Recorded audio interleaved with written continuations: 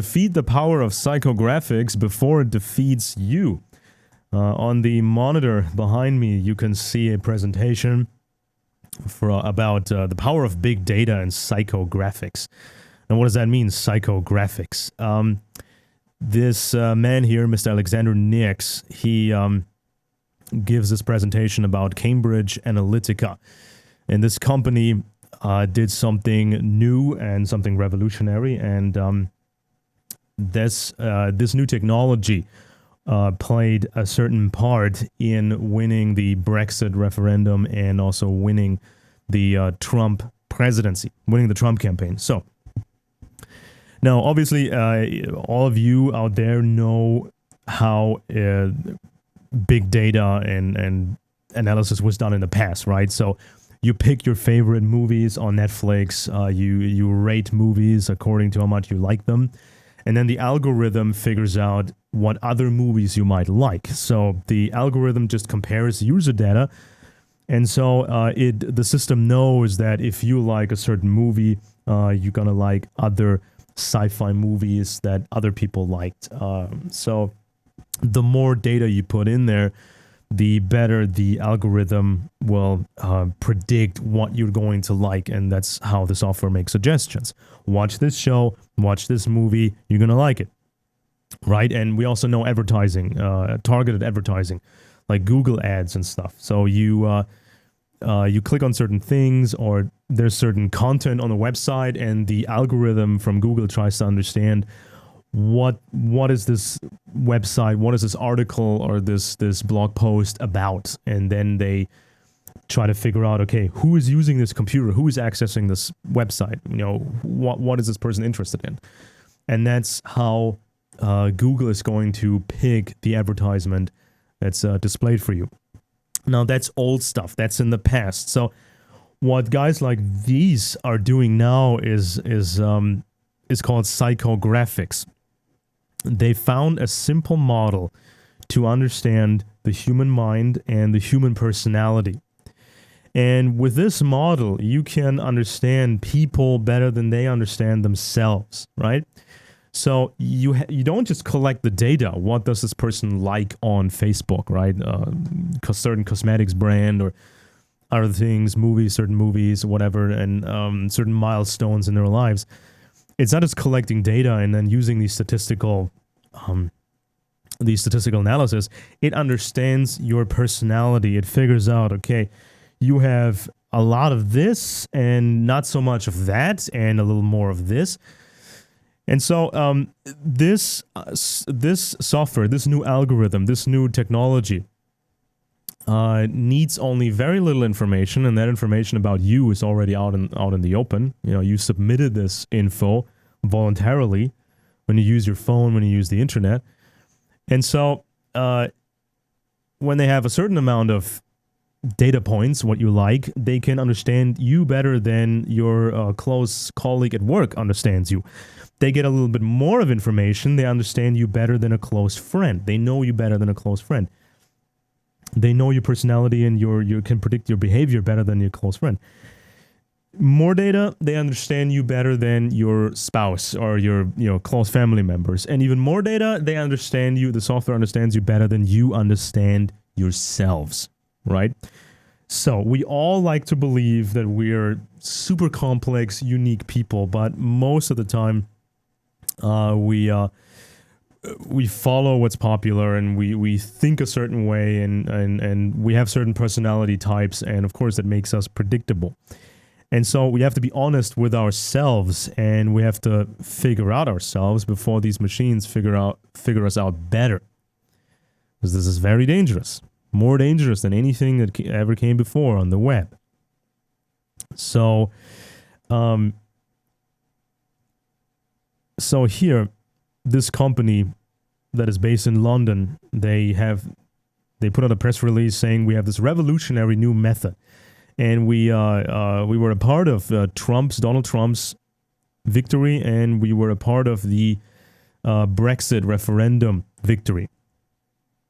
So they call this the ocean method, and so there are these big 5 categories, these big 5 measurements they take of your mind. and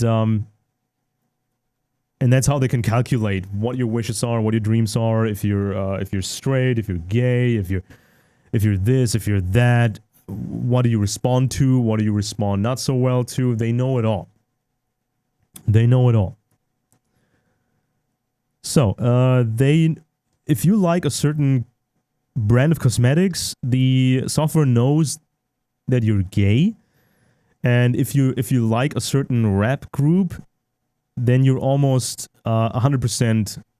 So with 100% certainty, you're straight, and so on and so forth. So, 2012, somebody proved that he can use only 68 Facebook likes. Use somebody's 68 Facebook likes to predict what skin color the person has. 95% accuracy. Sexual orientation, Democrat or Republican, intelligence, religion, alcohol, cigarette, drug use, all of that can be calculated. Software can even guess pretty accurately whether or not your parents stayed married until your 21st birthday or your 21st year in your life. So, 300 likes, and the software knows you better than you know yourself. And this Mr. Kosinski, he published his research, and he got 2 phone calls. One was threatening a lawsuit, and the other phone call was a hiring offer. And both of these phone calls came from Facebook. And here is the other thing that you don't find in these news articles and these news reports. You can expand this ocean model of analyzing a personality, right? You can have 6, 7, 8, 10 categories. And you can have categories like narcissistic behavior, because narcissism is a spectrum. And it goes from certain narcissistic traits or maybe a narcissistic phase in somebody's life, usually the teenage years. And then it goes up to a full-blown psychological mental disorder. And so then you have antisocial traits or antisocial disorder. How much empathy do you have, right? How contradictory are you? How much do you crave attention? How much? All these things can be used to expand this ocean model, and they probably, behind the scenes, they've already expanded this. And the intelligence agencies, they have something better than this, probably. So if you measure narcissism, if you measure antisocial, if you measure maybe degree of paranoia or actual neurotic behavior, you can understand people better than ever. And this sort of analysis makes it puts us into a very asymmetrical position, right? The establishment, big corporations and government, military and so on, big corporations, they go leaps and bounds in their understanding of human nature. They understand more and more and more and more and more, while we, the average population, on average, we understand very little, and we also go backwards in our knowledge because people generally don't read anymore. People don't read books most of the time. They don't read any books, or maybe a book or two a year. And mostly they read novels, fantasy, or fiction. And then even on the web, where everything is seemingly free and stuff, people don't read anything anymore. They just share and like stuff, but they don't actually read it. They just see the headline. And the person that gets this stuff from a friend doesn't read it either, or maybe the first paragraph, and then passes it on. So we move backwards while the establishment moves to the next dimension of understanding. So we know, basically, on average, people know very little, almost nothing about personality disorders, personality types, personality traits, how to judge someone, how to judge yourself. All of these are the most essential skills. This is more important than detailed knowledge of this conspiracy and that conspiracy, even though that is important too. But if you don't understand humans, you don't really understand conspiracies either. You don't really understand why they happen and why they are so successful. So even for conspiratorial actual research, scientific research, you need an understanding of human nature. And obviously, I've explained this before on the channel. You can find the video. I think the title was something like 5 Reasons Conspiracy Culture is Unfortunately a Mess. And one of the reasons is mental disorders. And of course, it's a spectrum, and it's just a fraction of the conspiracy movement or conspiracy circles. But usually people who become very famous and very successful, they often have certain types of disorders or warning signs, certain very, very heavy pronounced traits like narcissism. Narcissism is very common. Even schizophrenia, like these total outrageous thoughts. A lot of time when, especially when people make these, they come up with these insane stories where they themselves play this major role, and it involves aliens and these important people. So schizophrenia is a big thing. And especially if people, they try out these drugs and they don't know how dangerous this can be, and this might trigger something. And then they get into conspiracy stuff. Or sometimes, a lot of times, people with schizophrenia, they take bits and pieces from mainstream news and mainstream Hollywood movies, and they make their own kind of, they build their own fantasy world, right? It's like in the movie, the old Schwarzenegger movie, Total Recall, which is, I think, based on a Philip K. Dick story, a short story, Sleep of Electric Sheep or something, and most of his work is based on, I don't know what's real. Is it the Matrix fantasy world, or is it that other world? I don't know what's real anymore, and that's kind of what the whole Matrix, the first Matrix movie was based on, that whole concept of, I don't know what's real anymore. And so you have to be very, very careful, right? You have to know about mental disorders, and you have to see the warning signs and be careful whom you follow, right? And so it's, with this new technology, it's not just possible to take somebody's name, right? You want to find out who this guy is. You take this guy's name, birth date, maybe his passport number or whatever, social security number. You put this into your database, into your clever new machine, and you want to figure that guy out. You type the stuff in, you click enter, or you hit enter, and the machine is going to give you a very, very, very, very scarily accurate description of this person's personality. And it can predict almost anything you don't already know. And you can predict his behavior. You can predict that person's future behavior. If you do this person, in that way, this person will react a certain way. You can predict all of that. And this is especially interesting for intelligence agencies, and it makes it very dangerous, because intelligence agencies, they need to recruit people as informants, as assets, as actual spies. And or they want to target someone, and they want to destroy someone, or do active measures to destroy somebody's career or whatever. This is a handy new tool. You figure that guy out, you know exactly how to approach him, and then you just design the mission according to your technological parameters. Very dangerous. But also, you can do it the other way around. Imagine if you look in a certain area, let's say, for example, in a certain city, a certain circle of people, you want to find someone with certain personality traits, right? So, for example, in the conspiracy scene, the conspiracy circles in New York or in Texas, or a certain city in Texas or in California, in that specific part of town, among white people, you want to find somebody who is very narcissistic, for example. The machine will spit out certain names, and you will know, yes, these people are in this specific circle, and they are narcissistic, so you can design a mission, right? You can push these narcissists, you can offer them your help, and covertly, and you can push them to take over a certain group they're in. And of course, if that group is taken over by narcissists, that group will go nowhere, or become actually very damaging, right?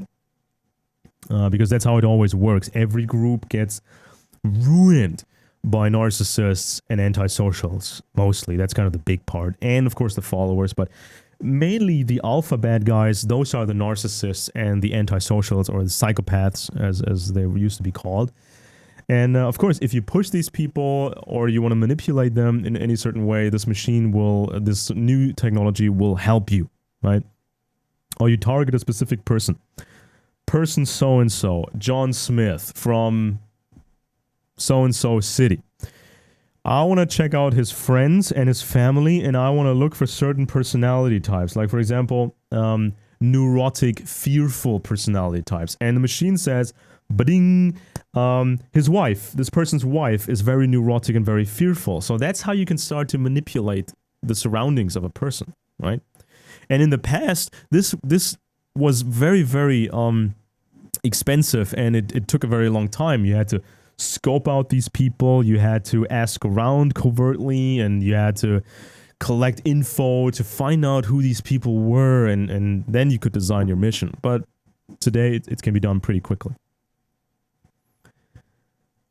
And of course, for election campaigns, you can single out, you can do this micro-targeting, right? You don't send out the same advertisement for Hillary to all women below 30 and a different advertisement to all women above 30.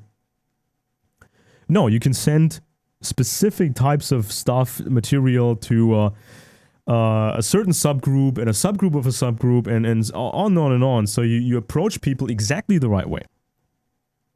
And in the presidential election of 2016, Hillary was using the old methods. The Trump campaign was getting into the new methods, the so-called psychographics, right? And this is going to be the future of intelligence work, media, and politics.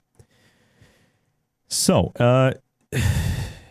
Nigel Farage, UK Independence Party, the Leave campaign, the Brexit campaign, they hired Cambridge Analytica.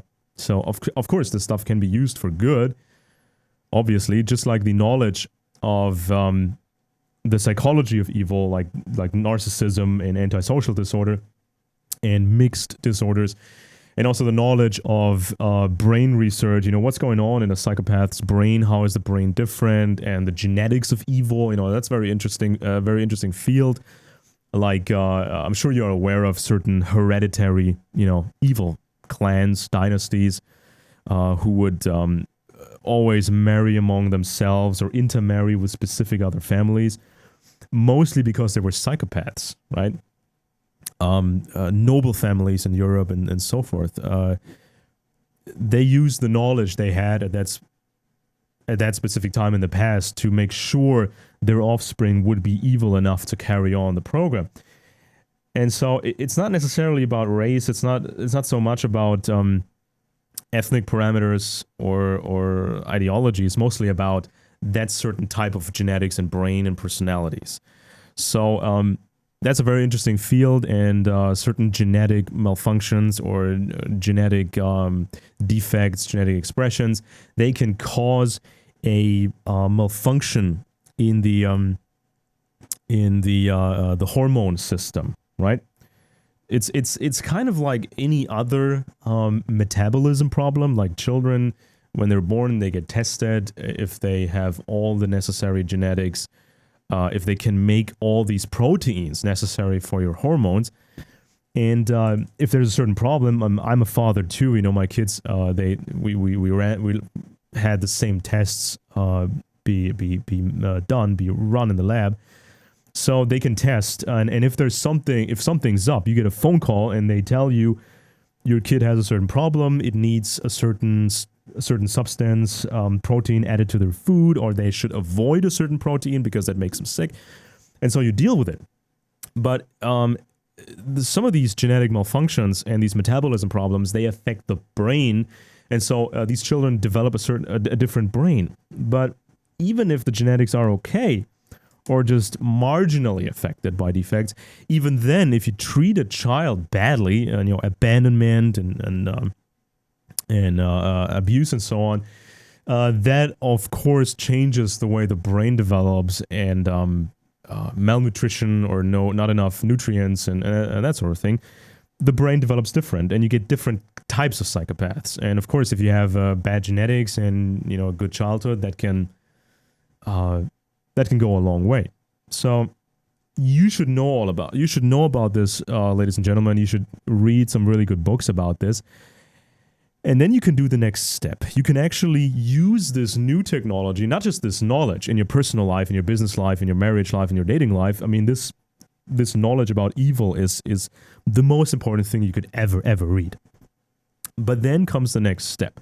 You can use this knowledge for good, for your groups, for your political efforts and your private efforts and your in your church group or whatever group you're in, because every group is in danger. Every group is in danger. You know, it's not just just governments turn evil, or just big corporations turn evil, or just religious groups turn evil. No, all groups are in danger of turning evil, because you have these alpha guys, or alpha women, these alpha bad guys, the true narcissists, true psychopaths, the true sharks, and they are the leading people who turn a group into evil, and then they clean out the group of any leading good guys. They destroy them or push them out of the group, and then they change the dynamics of the group, and they get these co-narcissists and these co-psychopaths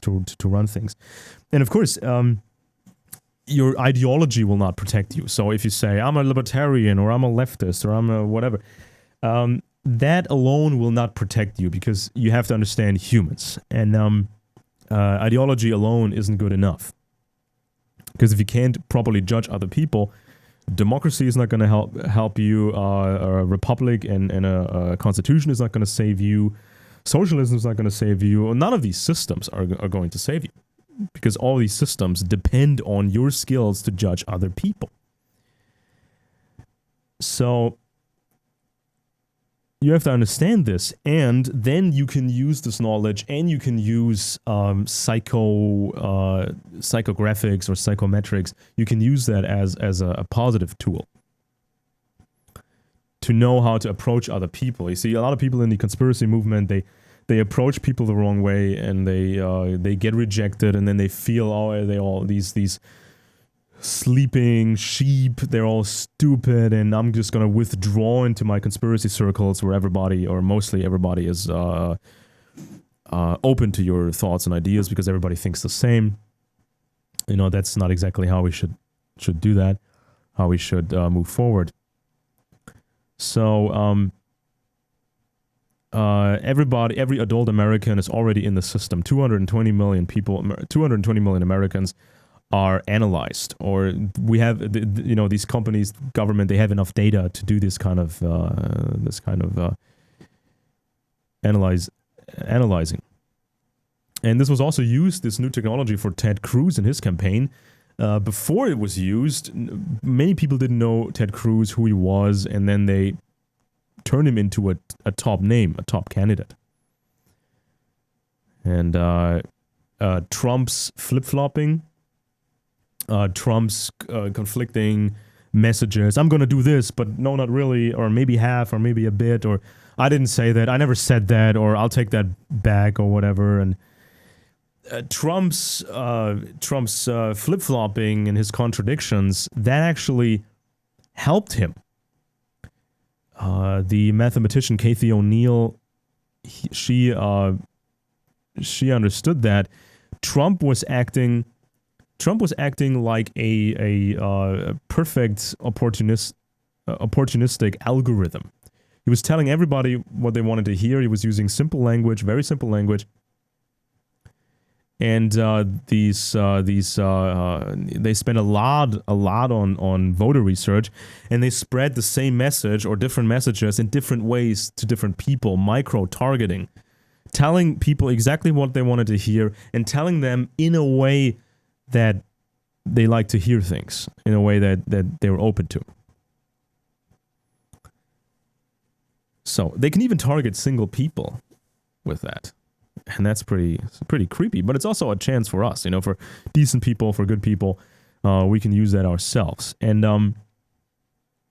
what you can do, what you should do is learn about the human mind. So you change the situation we're in right now, where it's asymmetrical. The powerful circles, the elites, they understand more and more and more, and we don't understand anything, or we move backwards. So you can turn that turn that around, and you can kind of close the gap more and more, and you can get into this and read stuff about that. That's the first thing you should do. Then, of course, obviously, don't use Facebook a lot. Okay, share some important stories, but don't share private information, and don't like a certain brand because you really like it. Don't feed data into the machine. Of course, all the internet is sucked into this, but still, you can find stuff, email newsletters, and you can tell people, news people that you like, to still keep email newsletters going, and don't share all this data. Go on real websites that are hosted by smaller companies, not hosted by Amazon, not hosted in the cloud, not hosted by the big corporations, and personal context, messenger services. So don't use this stupid Facebook thing. Be careful with your Facebook.